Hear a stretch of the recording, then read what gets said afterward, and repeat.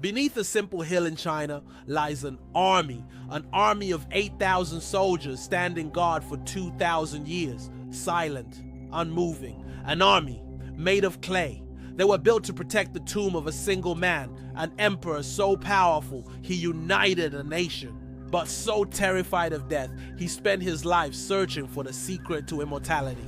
When he couldn't find it, he did the next best thing. He built himself an eternal kingdom underground. And for 2,000 years, no one has dared to open it. Because what lies inside is more spectacular and more dangerous than you can possibly imagine. Ancient texts speak of rivers of poison, constellations of pearls, and deadly traps to guard his secrets. The army is just the beginning. The real secrets lie behind this door.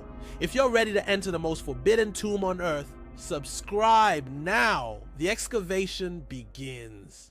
Before he was an emperor, he was a prince. Born into a time of chaos, Yingzheng's childhood was a brutal lesson in survival. Held hostage in an enemy state, humiliation and betrayal fueled a cold rage, a silent vow that one day he would never be weak again.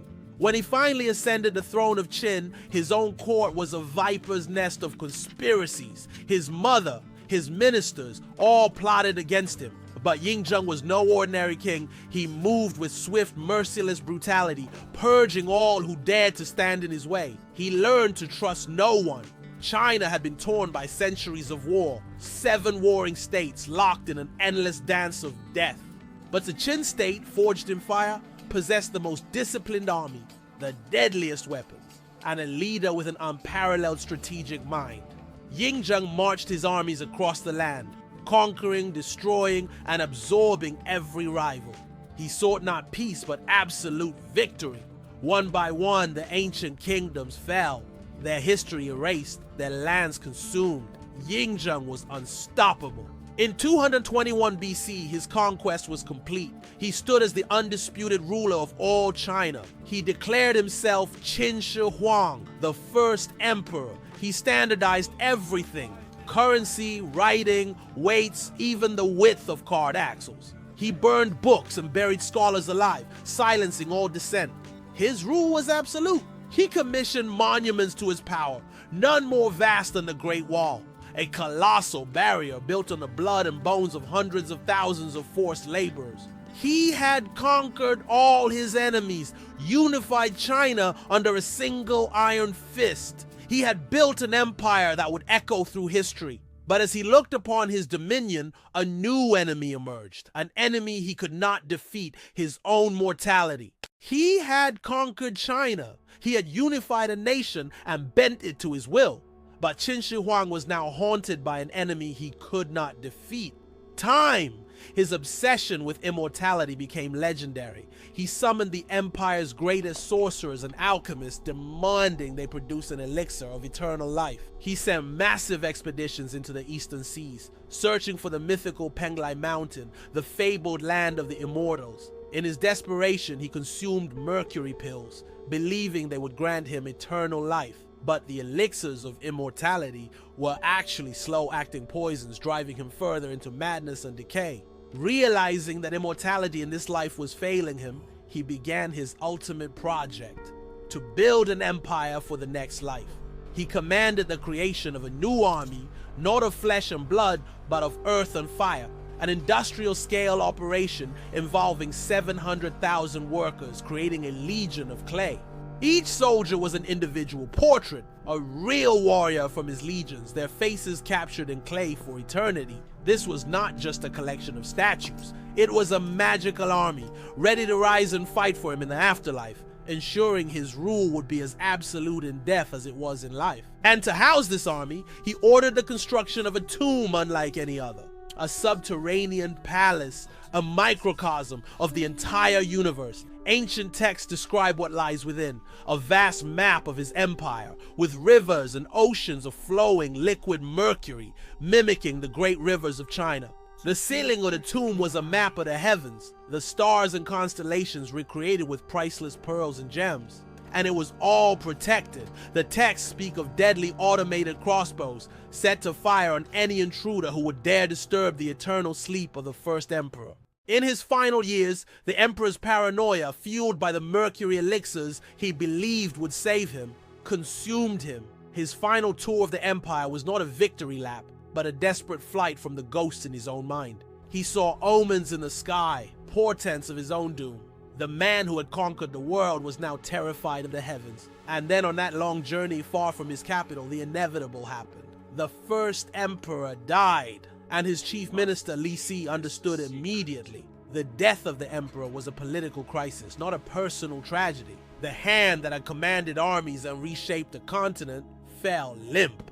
The empire was now leaderless. Li Si knew that news of the emperor's death would unleash a bloody civil war. So he made a decision of breathtaking audacity. He would hide the death of the most powerful man on earth. For 2 months, the imperial convoy continued its slow journey back to the capital as if nothing had happened. The emperor, dead in his carriage, continued to rule through secret edicts forged by his ministers. It was a conspiracy of silence, a terrifying high-stakes deception played out across hundreds of miles. To mask the smell of the decaying body, they ordered carts of rotting fish to travel alongside the emperor's carriage. A grotesque but brilliant solution to conceal an imperial secret. When the convoy finally reached the capital, the secret funeral was held under the cover of night. A final grand ceremony for the Lord of the Underworld. His body and countless treasures were lowered into the heart of his perfect miniature kingdom. The rivers of mercury gleamed, waiting for their eternal master. And then a final horrifying act to protect the secret. The hundreds of artisans who built the tomb and the concubines who were to serve him in the afterlife were sealed inside with him. The tomb's secrets would die with them. The great doors were closed. Earth and trees were planted on top. And over the centuries, the colossal tomb of the first emperor and the army that guarded it vanished from human memory, becoming nothing more than a simple, unassuming hill. For 2,000 years, the greatest secret of ancient China lay buried and forgotten. Just a simple hill in a farmer's field, holding untold wonders beneath its soil. Until 1974. A group of local farmers digging a well during a drought struck something hard and unexpected. As they carefully brushed away the earth, a face emerged from the darkness. A silent, ancient face, staring out across 2 millennia. They had no idea what they had found. They had just stumbled upon the vanguard of the first emperor's colossal terracotta army. News of the discovery quickly reached Beijing. Soon, archaeologists from around the world descended upon the site, ready to uncover history. Pit after pit was excavated. Row after row of silent warriors emerged, each one a unique masterpiece, standing in perfect formation. It was an army frozen in time, guarding its emperor in eternal readiness. An archaeological wonder unlike anything ever seen before. Archers, cavalry, infantry, generals, thousands of individual faces, once painted in vibrant colors, now stand as a testament to the first emperor's boundless power and terrifying ambition. But the terracotta army was just the beginning. Their purpose was clear: to guard the central mound, the tomb of the first emperor himself. Modern science confirms the ancient text. Ground-penetrating radar reveals the impossible scale and intricate layout of a vast subterranean palace just beneath our feet. And it confirmed the most dangerous secret: a massive, highly concentrated pool of liquid mercury, the rivers of poison, waiting for any who dare disturb the emperor's rest. For 2,000 years, this door has remained sealed, the treasures and the terrors within untouched. The secrets of the first emperor lie silent, protected by a silent army, and the world still waits. Will we ever truly know what lies inside?